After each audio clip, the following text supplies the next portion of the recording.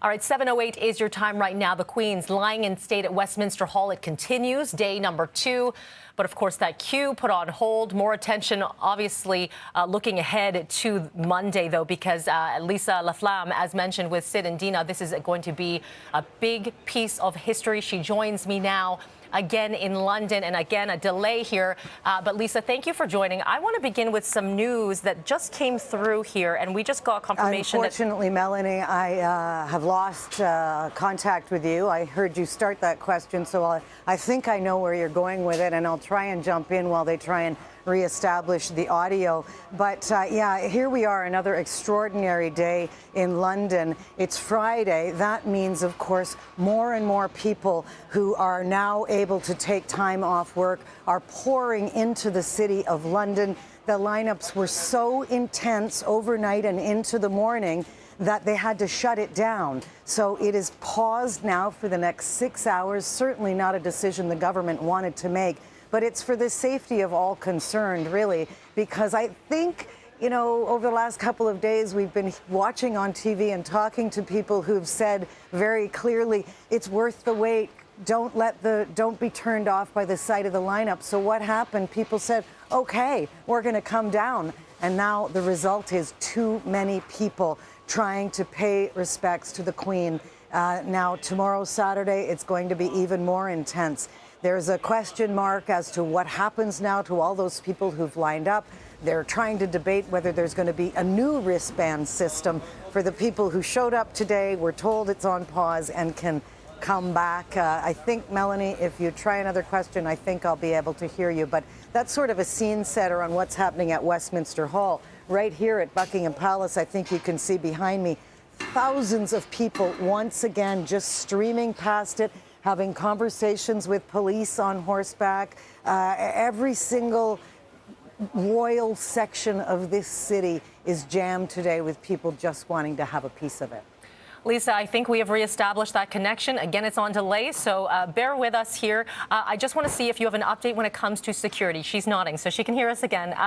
We are hearing 2 police officers in hospital after a stabbing in central London here. I know there's not a lot of information, but this really does speak to the security as they were on guard and watching these thousands of people flock through central London. Can you comment a little bit more on security and if you have any updates on this situation?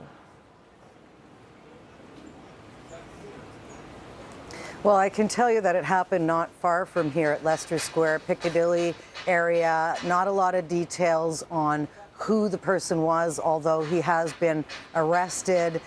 2 police officers, I believe, were stabbed, and I'm told not life-threatening, just from the news I'm reading from the local media here.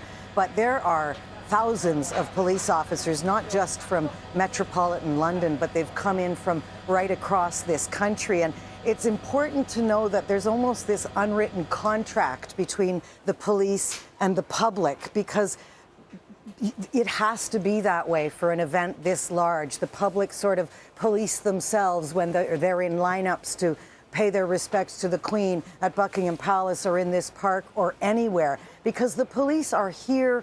You can see them, but on some level they're in the background.